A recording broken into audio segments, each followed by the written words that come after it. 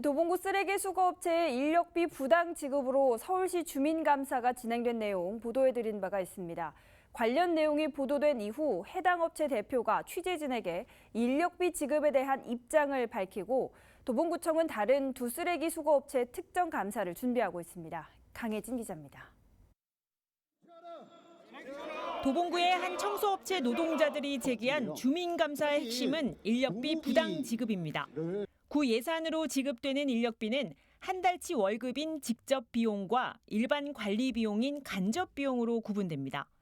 직접 비용은 구청에 신고하는 임금인 반면 간접 비용은 업체가 직접 현장 소장에게 지급합니다.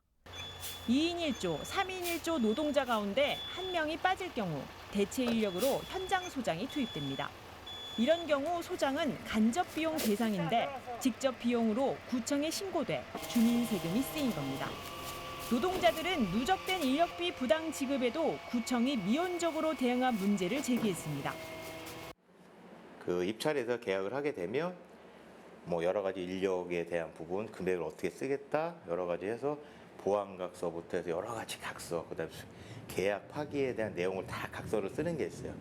거기에도 내용이 들어와 있는데 이 구청이 지금 그 자체를 묵인하고 덮어두니까. 업체 대표는 10년 넘게 근무한 현장 소장이 쓰레기 수송 전문직으로 간접이 아닌 직접 비용으로 처리했다는 설명입니다.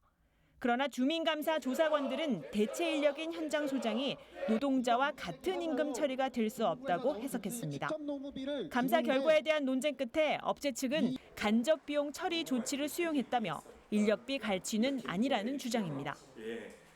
사실은 제가 취임하기 이전부터 늘상 어느 회사든 현장 소장이라는 그 노무 관리를 위한 자가 있어 왔었던 게 관행이었었습니다.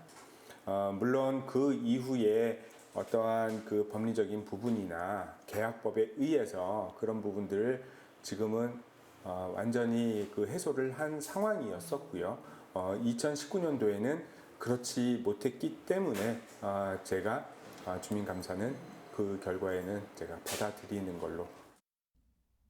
감사 결과 도봉구청은 매월 노무비를 포함한 청소 대행료를 지급했던 것을 임금 체불 등으로부터 용역 노동자를 보호하기 위해 노무비와 일반 관리비로 구분해서 지급하기로 했습니다. 또한 2019년 인건비를 환수 조치하고 과업 지시에 따라 경고 조치했다는 설명입니다.